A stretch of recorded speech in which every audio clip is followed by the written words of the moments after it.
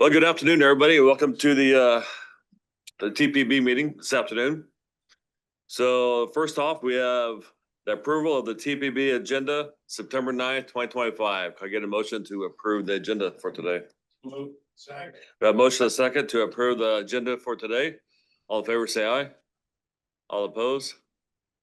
All right, next we have the approval of the TPB minutes from August 12th, 2025. Has everybody had a chance to look over those? If so, I would entertain a motion for approval.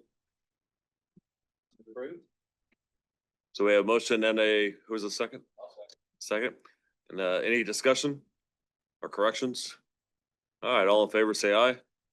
All opposed? All right, thank you. Moving along. Next, we have the director's report. Chad, welcome. Thank you, Mayor. Thank you, Mr. Chair, and members of the Transportation Policy Body. Good afternoon. We have a few items to report to you. Only one action item. The action item is similar to the past MTP documents where we made some edits. It's a similar document, another document. And then we have updates from Andover today. We're happy to have our mayor from Andover and Jennifer and Jolene and Les Mongus as well. So with that, let me request our staff to have these reports for you. Peter has 3 reports today. Peter, thank you. Good afternoon, transportation policy members, transportation policy body members. First, we have our bi-monthly TIP project statuses, our routine bi-monthly update. So on page 16 of the WAMPO TIP policy, it requires that we have these bi-monthly progress reports where we look at projects that were programmed to receive WAMPO suballocated federal funding or awarded federal funding in the current federal fiscal year, or if they received it in a past federal fiscal year but have yet to be completed. So as per our custom, we'll go through the ones that are set to obligate this year. So first we have Bel Air's 53rd Street, Oliver to Woodlot multi-use path that's anticipated to obligate or has obligated and is anticipated to let in September. We have the Douglas Seneca to Meridian project sponsored by Wichita, anticipated to obligate this September. We have the 17th Street I-135 to Hillside, which has obligated and is anticipated to let in October of this year. We have Valley Center Seneca Street multi-use path, which is anticipated to obligate in, well, this month and then let in October. We have Butler County's project, which is anticipated to obligate this September and anticipated to let in October. We have Wichita's Intelligent Transportation System, East 21st. That one has obligated, is anticipated to let in October. And the Redbud Multi-Use Path Project, also sponsored by Wichita, anticipated to obligate this month and let in October. All of the project sponsors have reported that they are on track, if they have not already, to obligate their federal funding awards this year. Here is a map of those projects. This can be found on packet page 12. And then as per our custom, just to bring notice, we always like to include in these reports other projects that have non-suballocated federal funds, those that weren't awarded by WAMPO, but have federal funding on them that are in the TIP as of our last amendment, Amendment 5. Before moving on, any questions on the bi-monthly update report? Seeing none. And then a quick update on the regional intelligent transportation systems. So development and maintenance of a regional ITS architecture or intelligent transportation system architecture is federally required. And it documents ITS infrastructure and devices so that planning and deployment can take place in an organized and coordinated fashion. An update of the regional ITS architecture began last fall, and we are planning to complete that this fall. The draft ITS architecture deliverables are available for review on our website under the regional ITS architecture. If you go to what we do, click on the menu, you'll see that there. And you can see all of our deliverables, including a more searchable link set of linked web pages for navigating the architecture, consistent with what many other MPOs have, executive summary, ITS architecture report, deployment plan, maintenance plan, and change request form. With that all in mind, it is a bit technical. We tried to make the deployment plan, which is often put together with many of the other materials, a separate document and make it a bit more accessible. If you do venture on to this and take a look, I would say start with the executive summary, look at that deployment plan. It might be a bit more useful than a lot of the other more technical documentation there, or at least a place to start. Our next steps is we're going to have a public comment period from September 12th to October 12th. During that same time period, we're going to offer this for TAC recommendation and then offer it for TPP approval on our next TPP meeting on October 14th. And then finally, I'd like to give notice of tip amendment number 6 public comment period. We are currently within that period until September 12th, and more information can be found on our website. Thank you, Peter. Appreciate it. And then we have Kim Negrete, who is our multimodal transportation safety planner, updating on safe routes to school. And Good afternoon, and we have sunshine for this week. So my rain dances, everything's been working well. We are currently doing the bicycle and pedestrian count this week. It kicks off tomorrow. So thank goodness we have nice weather. We have volunteers that will be at the sites across about almost 40 locations this year. We were able to expand it. So thank you. Appreciate all of your help in sharing it with your residents and throughout your jurisdictions. That really helps us. In addition to doing the volunteer bike ped count as we've always done it, we do have the MyoVision cameras that were purchased with your approval. And so we will have those installed at 9 locations to kind of test the efficacy of it, see how they work, kind of get used to it. So that will be completed this week. And any questions on the bike ped count? Okay. In addition, we have more data collection going on. Safe Routes to Schools update. It's going extremely well. I'm very excited about this initiative. We are currently at 54 schools, and thanks to your help, we have a small list growing that's planning to start in the spring as well. So right now, the data collection efforts with Safe Routes to Schools is the parent caregiver survey. We will also be opening up this survey to all residents, but it is being shared right now primarily through the schools to get those that family input. Starting today, the teachers are all asking the kiddos, how did you get to school today? How are you getting home? So that's part of the student travel tallies. That is being conducted at about 1,200 classrooms this morning, tomorrow, and Thursday morning. So this shows you the prioritization and support that the schools are also giving to this effort. So it's a really great collaboration between our jurisdictions and the schools. We are also going to be doing the walk audits, which I will show you on the next slide. We'll be getting those scheduled in mid-September and giving you a heads up because we will, if it's being held in your jurisdiction, we will be asking your engineers or planning staff to join in those walk audits so that we can have that expertise guidance along with the school staff. So we will be at many of your community fall festivals. So looking to engage with your residents, let them know about this project. And we will also have that survey available and a map for them to identify potential safety improvements. So for the walk audit, just to give you a brief idea, it's a small team. We'll have 1 or 2 people from the staff of the school. We'll have one of your engineers or planners, hopefully, as part of the team. Will be part of it, any parents and also partners who are interested. Basically, we will use a standardized checklist. We will walk the area around the schools looking for barriers, potential routes that we might want to encourage for accessibility, and then potential safety improvements. So this is a really important part of the Safe Routes to Schools planning process. We will be scheduling these, like I said, mid to late September, through the good weather, hopefully beginning in November, to get all of these complete. And we will be scheduling them around arrival and dismissal time so we can see that traffic flow, or should we say chaos, that happens often at the schools. So trying to see how we can assist the schools the most. So Any questions on safe routes to school? Okay, Great, thanks, thank Kim. you. We have Marky reporting on public engagement.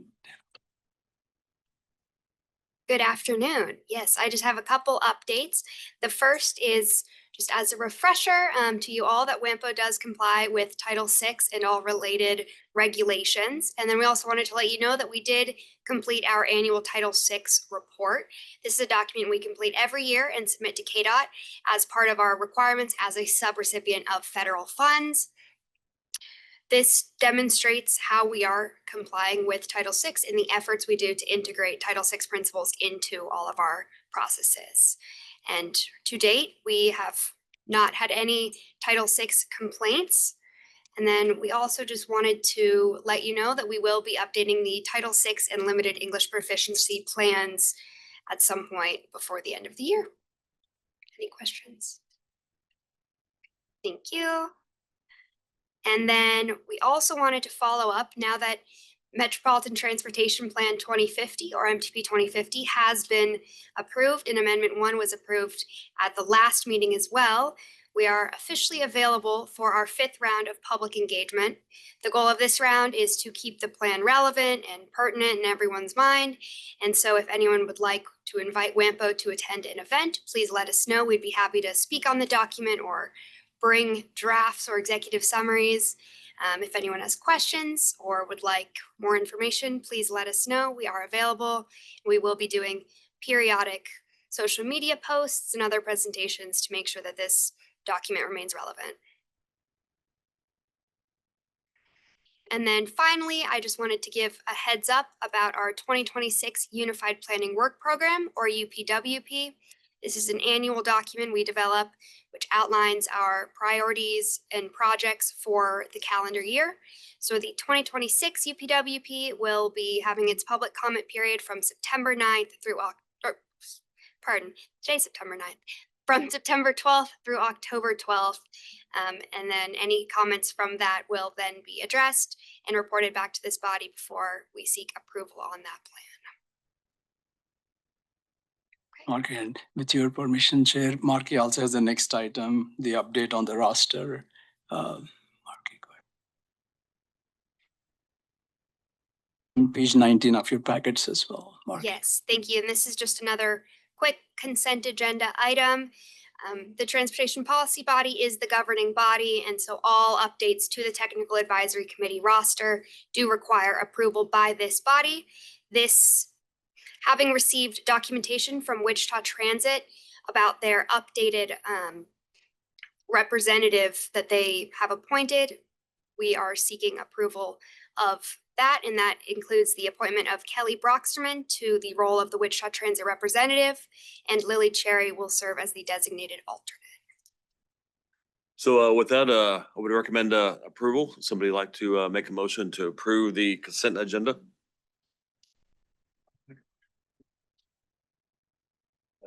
We have a motion and a second to approve the consent agenda. Are there any questions or discussion? All in favor, say aye. All opposed? All right, thank you. Thank you. Marky, and thank your staff for all the great updates. I know you have your hands in a lot of different things, so. All right, next we have item 3, the public comment opportunity. So if there's any members of the public that would like to speak, have 3 minutes per individual. Nobody? All right. We will move on. So our next item is the action item. So we have a project evaluation methodology and scoring criteria revisions. Peter. So we have the project evaluation methodology and scoring criteria revisions. So some background: on October 12th, 2021, TPB approved these evaluation methodologies and scoring criteria. So after a call for projects for a new MTP or Metropolitan Transportation Plan or Transportation Improvement Program, staff and or consultants score submitted projects according to these criteria to aid the project selection process, making recommendations. And then what should sound very familiar and what brings us to this action item: on April 24, 2025, U.S. Secretary of Transportation addressed a letter to all recipients of U.S. DOT or U.S. Department of Transportation funding, including Metropolitan Planning Organizations such as WAMPO. This letter, as clarified by WAMPO state and federal planning partners, create a new guidance on the contents of MPOs planning documents and what factors may be considered when making funding decisions. I think I've said those two about 6 or 7 times now. WAMPO staff have drafted project scoring criteria revisions in response to this new guidance. The summary of the proposed changes include language adjustments to better align with updated guidance. We updated forecast 2040 average daily traffic volumes to the forecast average daily traffic volumes in MTP horizon year. Some edits to grammar, word choice, and to enhance clarity, and adjustments to correct minor inaccuracies. Our approval steps, we brought this to TAC on August 25th for their recommendation, which brings us to today for our September 9th meeting for a TPP vote. Before I read the action options and tax recommendation, any questions for me? Any questions for Peter? Seeing none. Our TAC recommendation was to approve the proposed revised project evaluation methodology and scoring criteria as presented. Your options are to approve as presented, not approve, or approve with specific changes.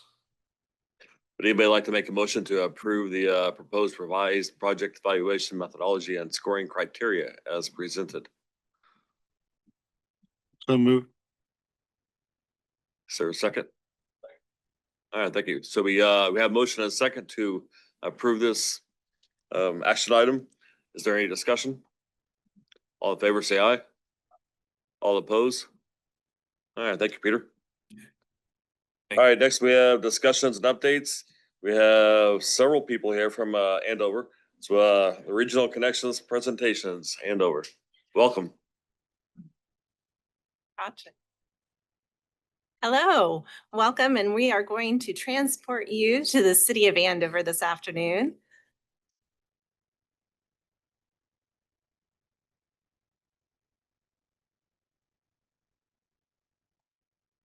Okay. Where you live shouldn't just be your house. It should be a place where you can make memories, a place where you can make a difference, and where you can grow together. A safe place to raise a family. Where you live should be a place you can call home. Welcome to Andover, a great place to start a family, or maybe a business. A small city where you can call your neighbors your friends. A safe place you can call your home. With some of the best ranked schools in Kansas and a graduation rate of 90%, we're a community that takes pride in our education. Award-winning teachers and administrators, along with modern learning environments, ensure a great education for students. Nationally recognized programs such as the Center for Advanced Professional Studies give students a head start into their future. Vast education opportunities surround Andover for students, with Butler Community College located in the city and other major universities only 15 minutes away. Andover boasts an amazing community environment with amenities like the Redbud Trail, Central Park, sporting events at the 13th Street Park, concerts at the Capitol Federal Amphitheater, and the Andover Public Library. Central Park is the main hub of Andover. It's where our city hall is located, but also where we host all of our big events like concerts, fundraisers, and our favorite city event, Greater Andover Days, which includes a parade of our local businesses and clubs, and is followed by concerts, rides, food trucks, and ending with a wonderful fireworks show. In addition to these amenities, the people are what really make this town so remarkable. Living in the largest city in Butler County, you'll have no trouble finding your place here. If golf is your game, Andover has something for you. Andover is the home of 3 golf courses, including Tiradyne Country Club, which offers a private 18-hole golf course, as well as tennis courts, a swimming pool, and a public restaurant. Also located in Andover is Flint Hills National, which offers luxurious residential living and a breathtaking private golf course. Finally, Andover offers a municipal golf course that accommodates golfers of all skill levels. Medical care in Andover is among the best in Kansas. Located here is the Kansas Medical Center, an acute care hospital that regularly ranks in the top 5% of hospitals in the country for patient satisfaction. Andover sits right on US Highway 54/400 and has 2 exits on I-35, easily connecting you to major cities. If you've had enough of the city life, you can go off the beaten path on our Redbud Trail, which now connects Andover to Wichita with 11.5 miles of hiking and biking trails, with plans underway to add mileage to the east to Augusta. Growing a business is hard, but local support from the community is outstanding. Andover does everything it can to promote growth and help startups thrive. From big companies like Vornado and Sherwin-Williams to smaller, locally owned ones, businesses can find their home in Andover too. The restaurant options are abundant here in Andover, with fast food chains as well as plenty of locally owned eateries that keep people coming back for their great food and environment. So come discover the life that Andover has to offer. From the top schools in the state to the abundance of community activities, there's never a dull moment. We invite you to find your place here in Andover and call it your home. Welcome to Andover.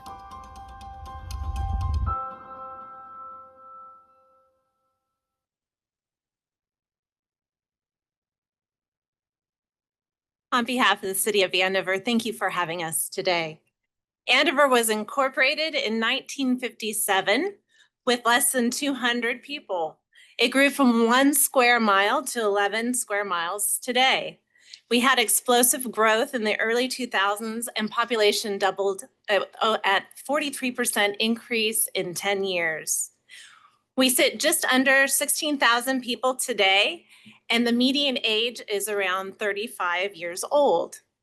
Andover offers a safe, friendly environment for families with exceptional city services, and both property and violent crime rates for the city are far below the state and Wichita Metro averages.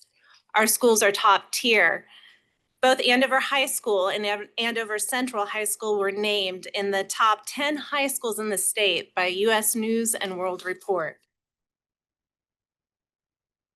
Today we have over 5,000 households with median income over $106,000. In 2020, Niche awarded the city of Andover a rank of A, which we maintain that rank today, and named the city the #1 best suburb to buy a house in the Wichita area.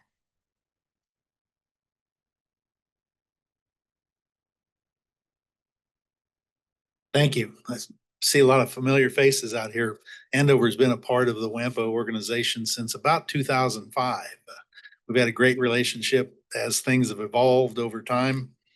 As most of you know, we're planners in Andover with an emphasis on transportation.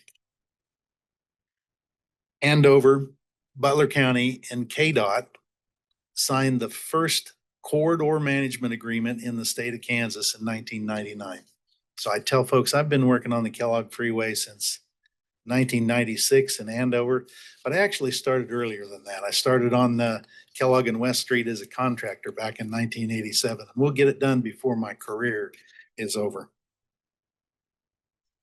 Then in 2011, Andover, WAMPO, Butler County, and KDOT put together a corridor management agreement for the 54 corridor, where we set the development footprint for the future freeway improvements.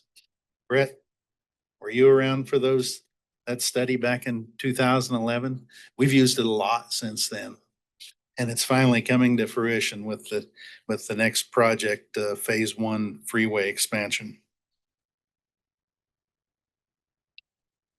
In that 2011 corridor study, in addition to the freeway improvements, we looked at the local system a bit and the development patterns. And there was an emphasis on local access. So we developed a concept that was kind of new at the time called backage roads. Those roads that are just outside of the freeway corridor, just outside of the frontage roads, that really act as more local access to those properties that are adjacent to the highway, which frees up those frontage roads for highway traffic rather than the local traffic blending in with the highway traffic. It's worked out well.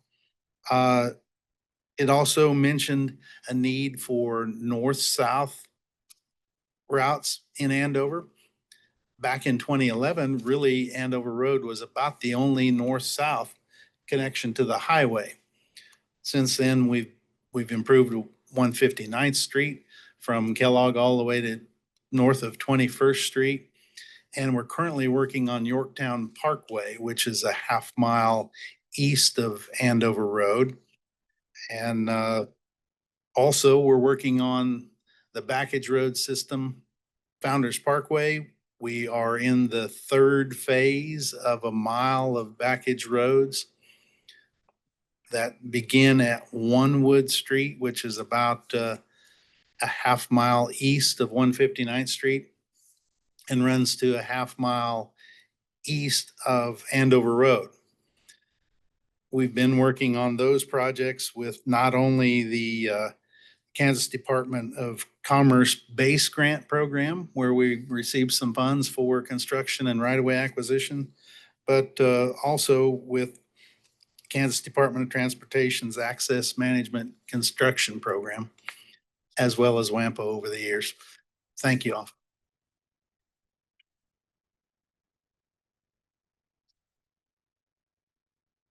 Hey, if I can pull this off, we're going to show you another video.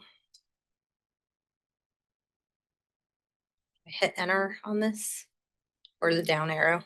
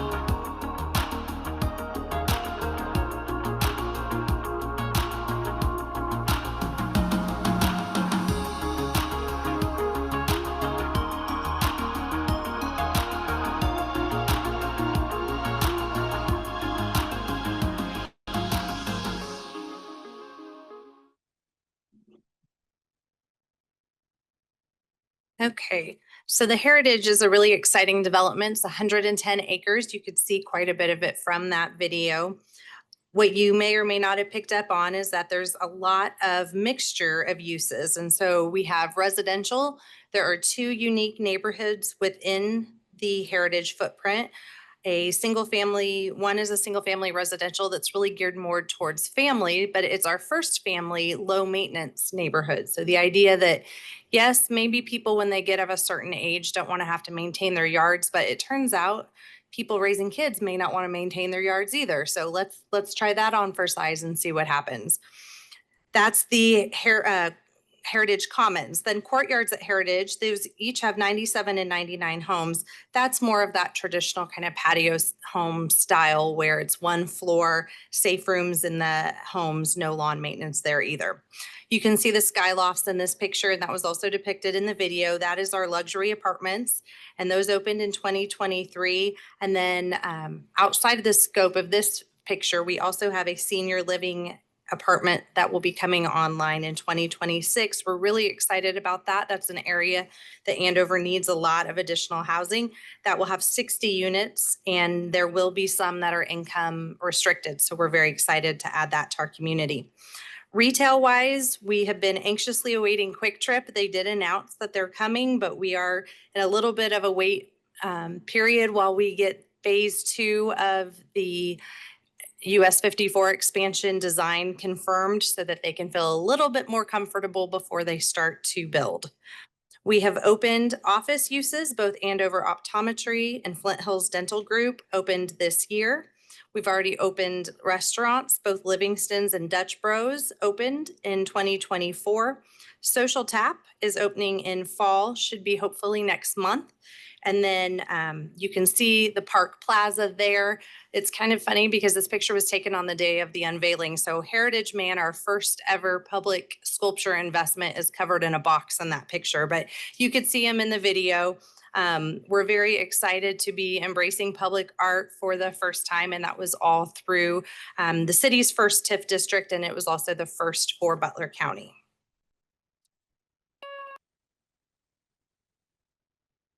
Well, the city of Andover has gone all in their investments in their park system. We have 11 parks, and when you think about that a little bit, that's one park per square mile in the city. We have our public golf course that was featured in the first video, and 2 trails, Harry Street Nature Trail and the Redbud Trail that is, of course, the regional trail. Central Park is over 80 acres and was named the 6th best community park in Kansas from Actively Play. Here on the left, you can see the rebuild of the lodge that was destroyed by the 2022 tornado. I'm happy to tell you today that we have since opened up the lodge, and it will again serve our community as a rentable event space, and it serves as premium seating for our Capitol Federal Amphitheater shows. We also opened 13th Street Sports Park to the public this past summer. Here on the right, you can see our wildly popular splash pad. It features 5 ball diamonds, basketball court, pickleball courts, and winding trails that connect to that regional Redbud Trail. On this map of all our parks and trailheads, where north is to the right side of the slide, you can see the significance of Fire Station 2 Park, which is our first park south of Highway 54. It is fire themed for our youngest residents and features shade structures that cover the play areas. The Andover Parks and Recreation Department keeps the community active and on their toes with multiple youth and adult athletic leagues, including football, basketball, baseball, softball, disc golf tournaments, fishing, and kite flying events. The city runs a robust schedule of 5 annual community events: Explore Andover for Easter. We have the Heritage Fest featuring the Heritage Man and our Heritage Park. Greater Andover Days, don't miss it. It's at the end of this month, Friday, September 26th through Sunday, the 28th. Wag-A-Ween for our furry residents, and Hometown Christmas.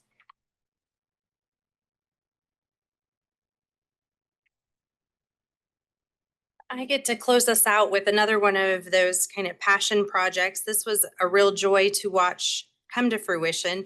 The amphitheater in Andover really started as an idea of a former mayor. He worked with the Convention and Visitors Bureau, and it became their passion. And so in 2012, we started this idea of let's test the water. Let's bring in an outside stage. Let's set it up in Central Park. Let's start by not charging anything. Then we moved into like $10 wristbands. And so over the years, we did this test market thing, and we saw, yes, we feel like if we build it, they will come.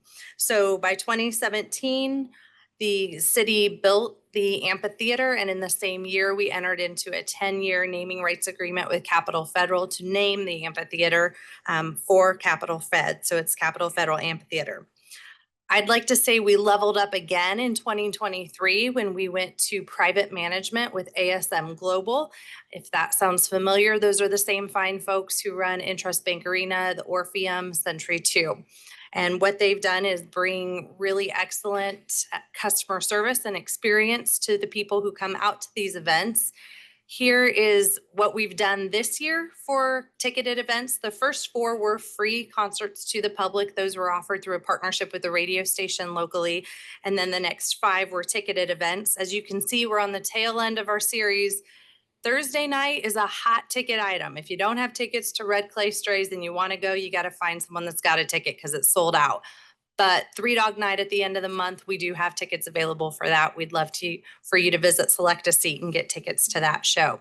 But this is another one of those things we feel like makes Andover a little bit unique to have a venue of this kind in our community, and we certainly think it enhances quality of life. We would be happy to answer any questions you might have on behalf. If not, thank you for your time. Are there any questions for Andover?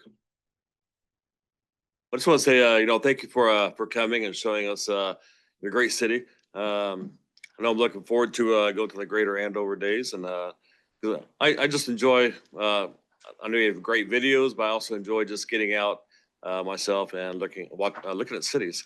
And I know a lot of fall festivals are coming up real soon. So it's also another great opportunity to go out and visit other cities. So I do appreciate you coming down. Mayor Price, good to see you again. Yes, Mayor Price is here. Thank you for calling that out. Thank you. All right, thank you. All right, let's see. Now we have item B, the employment sectors, transportation. Peter. Good afternoon. This is the last sector of those 7 Greater Wichita Partnership sectors that we're going through. We started this in late 2023. We're finally getting through all of them. I'll go through this one real quick here this afternoon and hopefully impart a little bit of knowledge on transportation logistics. So transportation and logistics as defined by the Greater Wichita Partnership includes core transportation sectors such as rail, trucking, freight support, as well as logistics industries like warehousing, petroleum and chemical distribution, and also logistics consulting services. So I'm going to try to look at who are the key players, where is the industry as a whole right now, and I say right now with an asterisk because the data is getting a little old on these. We reached out to the Center for Economic Development and Business Research.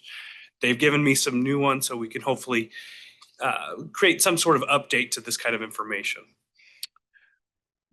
So in the transportation logistics sector, there's approximately 900 different establishments supporting approximately 12,100 jobs in the region. According to Data Axle, the 5 largest transportation and logistic establishments by location, we have Berryco, which has all sorts of different manufacture or construction equipment rentals and things of that nature. We have First Student, does all sorts of buses, produces buses, transportation logistics there. Hyperpet, which initially I thought was related to PET, the polyethylene terephthalate. It's actually PET as in the animal you have. They have a very large warehouse where they distribute all of these sorts of supplies. And they do pop on this list because they have a very large single establishment. Corneo and Sons, even though they're primarily construction, they are classified in some of these different codings as being part of this sector.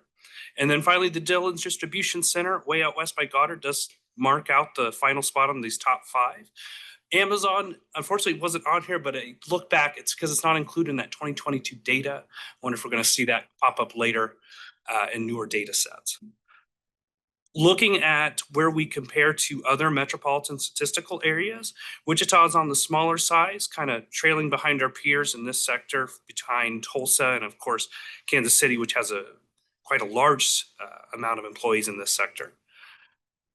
We've been relatively stable from 2015 to 2021, slight uptick in 2021. Overall, the industry seems to be pretty consistent around wages. We're in the middle of the pack with Kansas City and Des Moines, Iowa at the top. And then looking at the logistics and looking at the wages here, they have been going up as every industry has. But in 2015, we levelized out the inflation. So if you were looking at this from an employee in 2015, did they have real wage growth? And it looks like they did, small but modest, about $4,000 in real purchasing power was afforded to them. And then finally, key factors for the future, limited regulation notwithstanding, this does have a bit of a barrier. You do need expertise, permits, and capital for this kind of industry. Threat of substitutes is low. There's no practical alternatives for freight, warehousing, or large-scale logistics services. The bargaining powers of buyers, moderate. Buyers have moderate leverage, but remain dependent on reliable transportation options. The bargaining power of suppliers is low. There's quite a few different suppliers and people that can manage logistics, transportation logistics, so you have options as a consumer there. Rivalry amongst firms, very high, driven by many providers and growing demand. So that rounds out these sector reports. Again, these are all available on our website in the data report section. I'm happy to field any questions, but I think that finishes us out there. All right, any questions for Peter? All right, thank you, Peter. All right, next we have item C, the KDOT 2025 local consult. JB, I believe you're speaking first.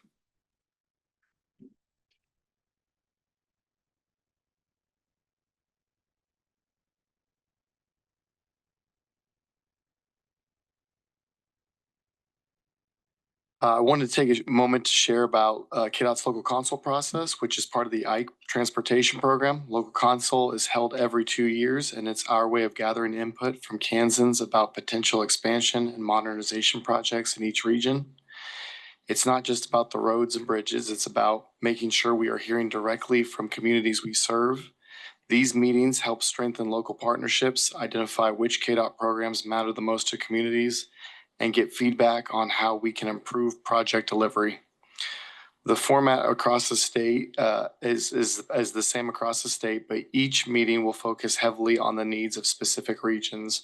You're welcome to attend any meeting, even if it's not in your home region. For District 5, there are 2 in-person dates that may be of interest to this group. For District 5, we have on Wednesday, October 8th in Wichita at the Eugene M. Metropolitan Complex. And on Monday, October 13th in Pratt at Pratt Community College. The in-person meetings will have morning sessions anticipated from 9 a.m. to noon, and afternoon sessions from 1 p.m. to 4 p.m. There will also be a statewide virtual option the week of October 27th with the time yet to be announced. At local consult, participants will see a list of potential projects, some recommended by communities, other by KDOT. These projects are evaluated based on crash history, traffic congestion, economic impact, engineering need, and other factors.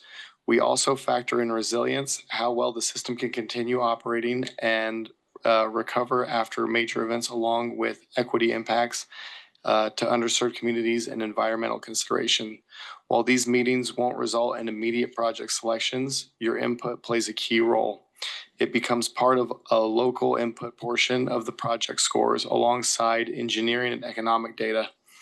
If you have any ideas or project information you'd like KDOT to consider, please bring a short written summary with your contact information to any meeting. If you can't attend the one closest to you, your feedback will still be included in future planning efforts. Local consult is a chance to make your voice heard in shaping the future transportation in Kansas, and we value the perspective of groups like WAMPO in these decisions. Go ahead, Chad. Thank you, Mr. Chair, and thank you, JB, for the update. That day in Wichita, WAMPO, this body is great leadership in collaboration in region-wide and identifying the priorities and all. So we also have South Central Kansas Transportation Coalition as well that collaborates regional transportation priorities. So Brett Letkowski is here. WAMPO is very supportive of that coalition as well. So Brett can help us understand what this coalition is for new members, and then what are the priorities that we discussed at that coalition. Brett. Afternoon, everybody. I'm Brett Letkowski, and I'm the chairman for the South Central Transportation Coalition. I'm also a principal at GFT, or formerly Trans Systems, is who you'll know. You'll hear me say Trans Systems a lot. This is our list of projects. We met last week. When we started this back in 2019, we had one regionally significant project, and that was North Junction. The whole region got behind that project, and we were successful in getting a federal grant of $22 million for that project and getting both the green and gold phase funded for that project, which gold phase 2 is currently under construction. So our outline here is very similar. Our top priority is for construction funding for the East Kellogg Phase 2 through Andover. That's been our chant for the last year or so. And then behind that is construction funding for K96. That project goes from Hillside to Kellogg. Because of the cost of that project, KDOT is breaking that up into 4 projects. So we are hoping to get some funding for that project as well. But the local consult that JB just talked about is really looking for new projects to be put in the design pipeline. While we certainly are going to advocate for our construction pipeline projects as our top priorities, we've broken them into tiers. And you can see that we have that here. And as a coalition, we are going to submit this to KDOT with white papers on most of these projects. as what is regionally significant to us. But what I think makes our coalition so successful, and I'm just going to go from the top down. So Derby and or Sedgwick County may look at ARC 95 and they would advocate that that is their number one priority. But then City of Wichita, they may say the Kellogg and Ridge Road project or the Kellogg and 235 Blue project, that is their number one priority. That is absolutely how we want this done. But when you're in those breakout sessions, when they say, okay, Derby's got up and said ARC 95 is a top priority. Are there any others? If there's nobody from Wichita in that meeting, we'd like for Derby to advocate for our tier 1 projects or our tier 2 projects. We've been doing that since KDOT's been doing these local consult meetings. It's been very, very successful. Both the current and former secretary have been very supportive and of how we've had a unified voice down here as a coalition. With that, I'd be happy to answer any questions. Not from Becky. Go ahead. And not really a question, but maybe just kind of a comment, because the first time I looked at this document a while back ago, I missed it. If we're in our small groups, the top 2 priorities are at the very top of the chart, and then we go to tier 1 and tier 2. So would you like to say more about that? Thank you. And I believe Mike Morty's on the call, so he may correct me here. I don't expect our top 2 priorities to be scored during this round of local consults because they're in the design pipeline already. The column on the right is our construction pipeline. Again, that is just to let KDOT know these are what our priorities are to get projects moved into the construction pipeline, but they are 2 different announcements. The design pipeline announcement versus the construction pipeline announcement. So what we're really focusing on right now, I'm saying design, is the development pipeline is what we're advocating for next month. Thanks for your question. Go ahead. Thanks, Brett. Appreciate it. Thank you. Just a quick, and very timely for upcoming consult as well. On the WAMPO's role on this context is, if a project is selected, a WAMPO body would approve those federal funds in collaboration with KDOT. KDOT will work with this body and WAMPO staff to have that project get in transportation improvement program. So ultimately, it's, if the project is in the WAMPO boundary, it'll be your approval authority that, KDOT and staff would seek later on as the project and development progresses. So just want to appreciate the context on that. So thank you, Mr. Chair. All right, thank you. Thank you for the update and for the information. All right, next we have the committee partnership updates. We have the executive committee. The next executive committee meeting will be on November 6th. We have Kansas Department of Transportation. Say anything else? Mike, are you there, Mike, online? Mike online? Hello? Yes. Yeah, we can hear you. Oh, okay. Good afternoon, folks. Quick updates from KDOT. You heard about local consults, so we're excited for that coming up. It's right around the corner. Also wanted to mention quickly, we did hire an assistant director of planning. Kathy Monroe did start with KDOT, I believe it was last week. So we are thrilled to have her on board, and we'll have her down in Wichita sometime soon. You guys can meet her in person. And with that, I can certainly stand for any questions. All right, any questions for Mike? Well, Mike, I don't see any. I appreciate the update. Sure thing. All right, next we have the Wichita Metro Division, KDOT. Good afternoon again. The KDOT WAMPO Behavioral Safety Grant applications are due Friday, September 12th by 5 p.m. You can find the application and details online at wampo.org/safety. Regarding Wichita projects currently about to take place on September 15th, we are beginning a mudjacking project that'll take place across Sedgwick County. Be over 40 bridges, and it is set to be completed or anticipated to be completed in late November, early December. Thank you. All right, thank you. Next, we have the Federal Highway Administration. Yeah, hello, everyone. No update to give at this time, unless anybody has any questions. Anybody have any questions? Not seeing any. I appreciate it. Thanks. Next, member jurisdiction updates. Any member have any updates? All right, seeing none, there is no other business. Next item is adjournment. Would you like to make a motion? Motion to adjourn. All right, we have a motion and a second to adjourn today's meeting. Any discussion? All right, all in favor, say aye. All right, thank you.